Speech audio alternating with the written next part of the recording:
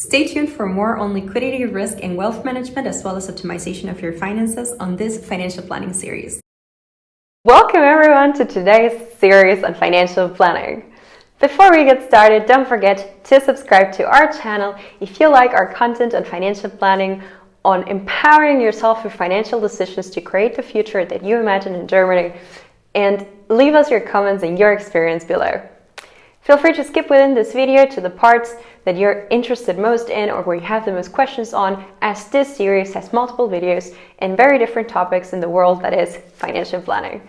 Therefore, let's get started and take a look into what is financial planning.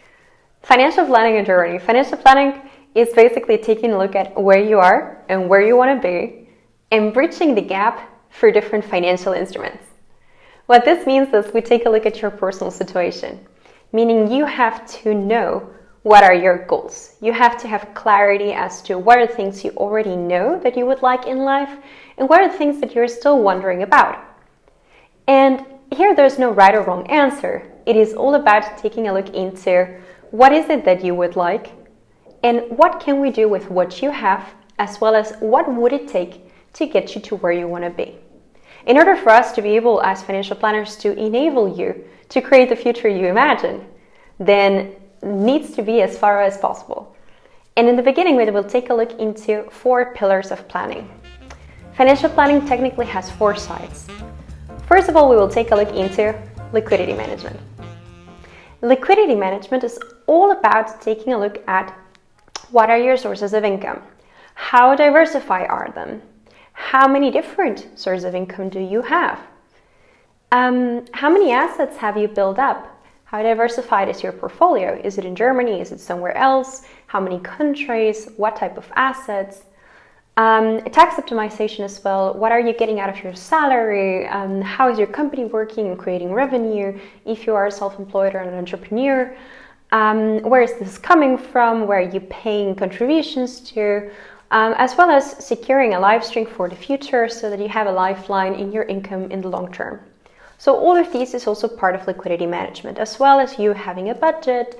Maybe you use a spreadsheet, maybe you use an app. There are many different ways to track your finances. When it comes to planning your finances, liquidity has also to do with what are you working towards in the short term, the mid-term, and the long term. When is it that you will need a specific amount of money?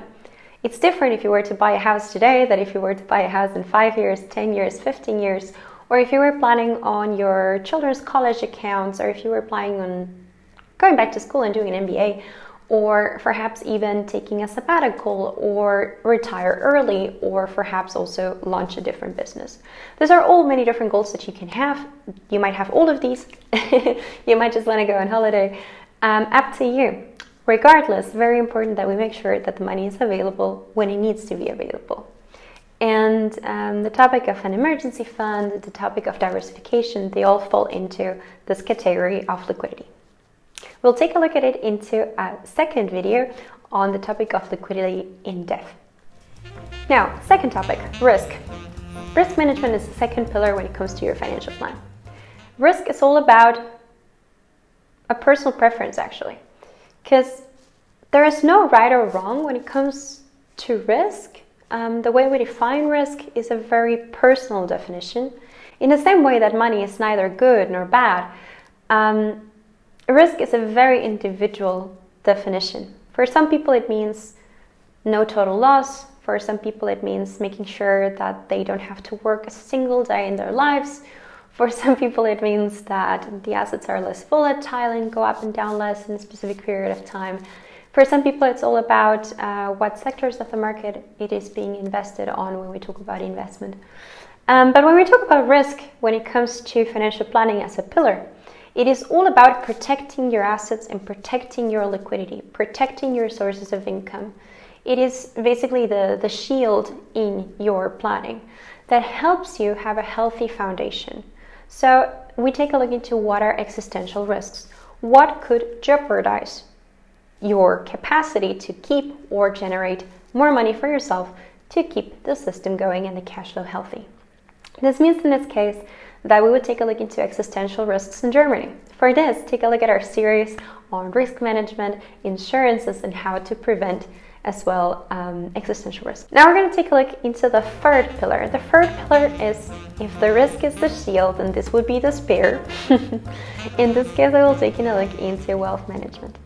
Wealth management is a very fun part of financial planning because financial planning is equally managing your money as it is helping you keep it and grow it and maximizing the assets that you have and getting more out of it. So when we talk about wealth management, we talk about you becoming independent from a single or just a few sources of income. You being able to be what we call financially free, which means to be able to do whatever it is that you like with your time and having the freedom to do so, while at the same time knowing that everything is taken care of.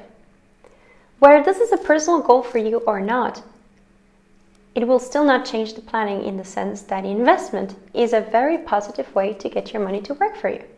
If you're working really hard at your job, you might as well let your money work harder for you. And when it comes to wealth management, there are many different ways to tackle it. Germany has a lot to offer when it comes to assets, but it's also very different than many other different countries in the world. So to learn more about wealth planning, learn more about investments, diversification of portfolios, assets versus liabilities, and compound interest and how to use it to your advantage, as well as planning for real estate, then that is going to be our third series on wealth management. And the fourth pillar for financial planning is optimization. Because finally, what is planning without follow-ups? Equally bad as no planning is planning without follow-ups. And you will need to stay on top of this because your life will change. Your financial planning is always going to mirror and tailor itself based on your personal goals and your personal life. And if your personal life is constantly changing, which is pretty much the only thing we know for certain for the future, is that your life will change. Optimization is really important to make sure you're always using your assets in the best possible way as much as you can. All four of these combined make up for a holistic approach and a tailored approach to what you want to get out in life and how we can use what the market has to offer so that your money gets you there. Stay tuned for more on liquidity, risk, and wealth management, as well as optimization of your finances on this financial planning series. And if you like this content, then hit subscribe. If you want to tell me more about what you would like to know more about, what questions do you have on liquidity and risk and wealth, financial assets, then comment below and we'll cover that soon in our next series. Are you an expat living in Germany trying to make the most out of your finances and do not know who to ask, where to go, or what is important? Then you have come to the right place. Welcome to Expertise. Our community is passionate about empowering expats to make the best possible choices along their journey as expats in Germany.